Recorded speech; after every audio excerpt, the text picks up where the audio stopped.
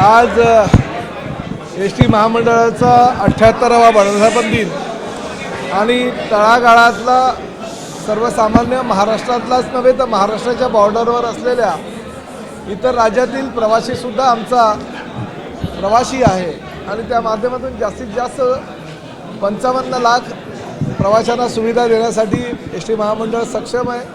अतिशय जलद गतीनं पावलं आम्ही टाकतो आहे आणि आदरणीय पंतप्रधान नरेंद्र मोदी साहेब, आमचे मुख्यमंत्री देवेंद्रजी फडणवीस, उपमुख्यमंत्री एकनाथ शिंदे साहेबांच्या नेतृत्वाखाली 2035 साली एस टी महामंडळ पूर्णतः EV पॉलिसी स्वीकारून आमच्या 100% बसेस ह्या पूर्णपणे इलेक्ट्रिक असतील यासाठी आम्ही पावलं उचललेली आणि त्या माध्यमातून आम्ही कारवाई चालू केली आहे. एस टी महामंडळाच्या वर्धापन दिनाच्या निमित्तानं प्रत्येक एस टी महामंडळाच्या ज्या ज्या जागा आहेत त्या सर्व जागांवर आम्ही 78,000 वृक्षांची लागवड करणार आहोत, जेणेकरून चारही बाजूला आमच्या ज्या मोकळ्या जागा आहेत त्यामध्ये झाडं लावून त्या झाडाच्या सावलीच्या माध्यमातून जे काँक्रिटीकरण केलेलं आहे त्या काँक्रिटीकरण थोडंसं थंड कसं होईल ती जागा, त्यासाठी आम्ही प्रयत्न करतो आहे. 1 जून वर्धापन दिनाचं औचित्य साधून महामंडळाची सगळी काही डेपो आहेत, 560 डेपो, त्या 560 डेपोमध्ये जेवढी काही प्रसाधनगृह महामंडळाच्या ताब्यामध्ये आहेत ती सर्व प्रसाधनगृह आजपासून मोफत आम्ही सर्वसामान्य प्रवाशांना देत आहोत. त्याचबरोबर एस टी महामंडळाच्या सर्व ज्या जागा आहेत त्या जागांमध्ये 6 वेळा ह्या यांत्रिक पद्धतीनं सफाई केली जाईल. जर 4-4 तासानं महामंडळाच्या सर्व बसेस ह्या सकाळी धुवून बाहेर पडतील. त्याचबरोबर त्या बसमध्ये आतल्या बाजूला स्वच्छता करून आम्ही एक डस्टबिन त्या ठिकाणी ठेवणार आहोत, जेणेकरून कचरा जो आहे एस टीमधला कचरा एस टीमध्येच रस्त्यावर न टाकता एस टीमध्ये डस्टबिनमध्ये टाकावा अशी प्रवाशांना आवाहन आम्ही करणार आहोत. एस टी महामंडळाचे जे कर्मचारी रात्री झोपत असतात त्यांच्या ज्या जागा आहेत त्या ठिकाणी स्वच्छतागृह, स्वच्छ पिण्याचं पाणी, एस टी महामंडळाच्या प्रत्येक डेपोमध्ये स्वच्छ पिण्याचं पाणी आणि अशा पद्धतीचे जेवढ्या काही उपाययोजना करता येईल तेवढ्या उपाययोजना महामंडळाच्या माध्यमातून ह्या 1 जूनचं औचित्य साधून आम्ही करणार आहोत. गेली अनेक वर्षे प्रयत्न करूनसुद्धा काही कामगारांची देणी बाकी आहे, ती देणी कशी लवकरात लवकर देता येईल, सर्वसामान्य आमचा कामगार सक्षम कसा होईल, त्याला मदत कशी मिळेल या माध्यमातून एस टी महामंडळाचा अध्यक्ष म्हणून मी काम करणार. एस टीला नफ्यात आणण्यासाठी काय विशेष उपक्रम सुरू करण्यात येणार? ही वस्तुस्थिती आहे. एस टी महामंडळाला मी अध्यक्ष झाल्यापासून जवळजवळ 900 कोटी रुपयाचं अतिरिक्त उत्पन्न मिळत असताना सुद्धा एस टी महामंडळ जर तोट्यात जात असेल तर कुठेतरी आमच्या कर्मचाऱ्यांची संथ गती, मंद गती कुठेतरी असेल आणि त्या माध्यमातून त्या संदर्भात आठवड्यातून 1 दिवस बैठक घेऊन पूर्णपणे अर्थव्यवस्था जी एस टी महामंडळाची आहे ती सक्षम कशी होईल, एस टी महामंडळाला घाट्यातून नफ्यामध्ये कसं नेता येईल यासाठी मी पूर्ण वेळ देणार आहे आणि त्या माध्यमातून चांगल्या प्रकारच्या उपाययोजना करणार आहे. उपाययोजना करत असताना ज्या ठिकाणी फायद्यामध्ये मिळवून देणारे कर्मचारी, अधिकारी आहेत त्यांचा मान सन्मान, त्यांना बक्षीसं देणार आहे. परंतु एवढे सगळे उपाययोजना केल्यानंतर सुद्धा जर एस टी महामंडळ तोट्यात कोणी घालत असेल तर त्यांच्यावर कारवाई करायला सुद्धा मी मागे पुढे बघणार. संजीव राठोड तुमच्या व्यासपीठावर बघा, ब्रँड ॲम्बॅसेडर आमचे जेनेलिया आणि रितेश देशमुख आहेत, परंतु मी संजू राठोड यांना विनंती केलेली आहे, ज्या पद्धतीनं तुम्ही गुलाबी साडी सगळीकडे तुमचं परिचित आहे पूर्ण देशात नव्हे तर विदेशात सुद्धा, तशाच पद्धतीनं लाल परीवर एक गाणं चित्रित करावं, जेनेलिया आणि रितेशला त्या ठिकाणी घ्यावं, कारण तुमचे चाहते महाराष्ट्रात नाही महाराष्ट्राच्या बाहेरसुद्धा आहे आणि त्या माध्यमातून एखादं सुंदर जर थीम सॉन्ग तुम्ही एस टी महामंडळासाठी केलं तर चांगलं होईल आणि त्यामध्ये तुम्ही स्वतः आणि जेनेलिया आणि रितेश सहभागी व्हावं अशी विनंती केलेली आहे. परंतु 15 दिवसापूर्वीच संजूला मी विनंती केली होती, त्यांनी त्यावर कामसुद्धा चालू केलेलं आहे.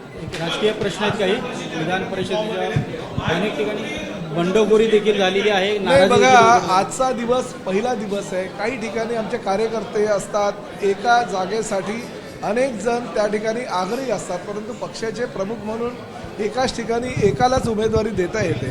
परंतु देवेंद्रजी फडणवीस, सुनेत्राताई पवार आणि प्रामुख्याने आमच्या पक्षाचे मुख्य नेते एकनाथ शिंदे साहेब सक्षमपणे आमच्या सर्व ज्यांनी फॉर्म भरला असते त्यांना पक्षानं अधिकृत दिलेल्या उमेदवाराच्या विरोधात जर काही त्यांनी फॉर्म भरले असेल तर त्यांना माघार घ्यायला लावतील आणि महायुतीचे सर्वोच्च सत्राच्या छत्रपती संभाजीनगरमध्ये महायुतीमध्ये उघडपणे नाराजी बोलून दाखवण्यात आलेली आहे. तुमचे सहकारी आमदार अब्दुल सत्तार यांनी उघडपणे नाराजी व्यक्त केली की शिवसेना संपवली जात आहे भाजपकडनं मराठवाड्यामध्ये छत्रपती संभाजीनगर आमचे गळे कापले जात आहेत अशा प्रकारे त्यांनी वक्तव्य केलं. एक गोष्ट मी तुम्हाला सांगतो, आमच्या पक्षामध्ये काही वरिष्ठ नेते मंडळी ज्या त्या आपल्या भावना व्यक्त करत असतात, परंतु त्या टेम्पररी असतात, थोड्या फार स्वरूपाच्या असतात. परंतु एकदा का ते एकनाथ शिंदे साहेबांना भेटले त्यानंतर मात्र त्यांचं समाधान होत असतं आणि समाधान झाल्यानंतर ते आपला निर्णय हे बदलत असतात. परंतु शेवटी ह्या सगळ्या प्रक्रियेमध्ये येत असताना उमेदवारी मी मगाशी म्हणालो, महायुती आहे, 3 पक्ष आहेत, 3 पक्षापैकी एकाच पक्षाला, त्याही एका पक्षातून एकालाच उमेदवारी मिळत असते. त्यामुळे काही प्रमाणामध्ये थोडाफार आमच्या कार्यकर्त्यांमध्ये किंवा युतीमधल्या दुसऱ्या पक्षाच्या कार्यकर्त्यांमध्ये संभ्रम असतो. परंतु हे तिन्ही नेते एकत्र बसून पुढील 3 दिवसामध्ये हा संभ्रम दूर करतील. परंतु एक मात्र नक्की, ज्या ठिकाणी शिवसेनेला जागा मिळतात त्यात भारतीय जनता पक्षाचे आणि राष्ट्रवादीचे नाराज असतात. ज्या ठिकाणी भारतीय जनता पक्षाला उमेदवारी मिळते महायुतीमध्ये त्या ठिकाणी शिवसेना आणि राष्ट्रवादीची नाराजी असतात. त्यामुळे हे होतच राहतं. एकत्रितपणे काम करत असताना किंवा सरकार चालवत असताना ह्या गोष्टी अपेक्षित असतात. परंतु निश्चितपणे हे तिन्ही मोठे नेते आहेत ते एकत्र बसून 2च दिवसात यावर तोडगा काढतील.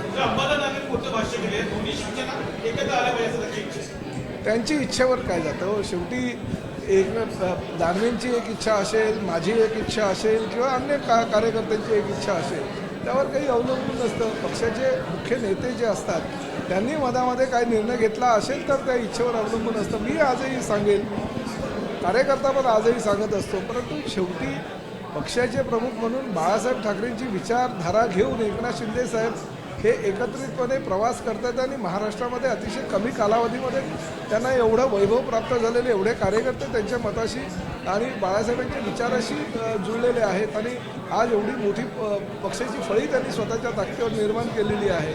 आमच्यामध्ये जर कोणी सामील होण्याचा प्रयत्न करत असेल तर आम्ही त्यांना सांभाळून घेऊ.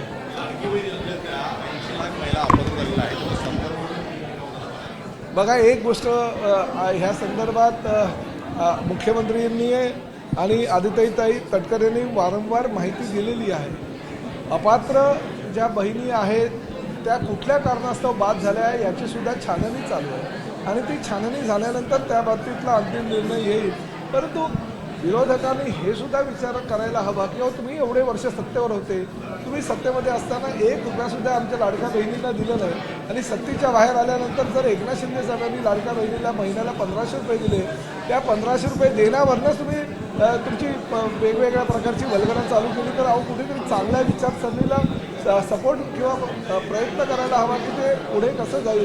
परंतु ह्या योजना बंद पाडाव्यात यासाठी तुम्हीच कोर्टामध्ये गेले, तुम्हीच कोर्टाचे दरवाजे ठोठावले आणि आज तुम्हीच म्हणताय की 80 लाख महिलांना किंवा लाडक्या बहिणींना यांनी सरकारने काही दिलेलं नाही.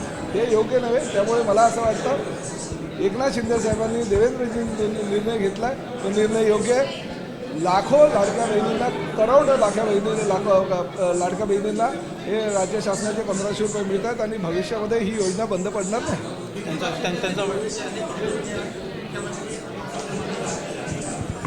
नाही काय मला त्या संदर्भात संजय रोटर बाईट. एबीपी माझा, उघडा डोळे बघा नीट.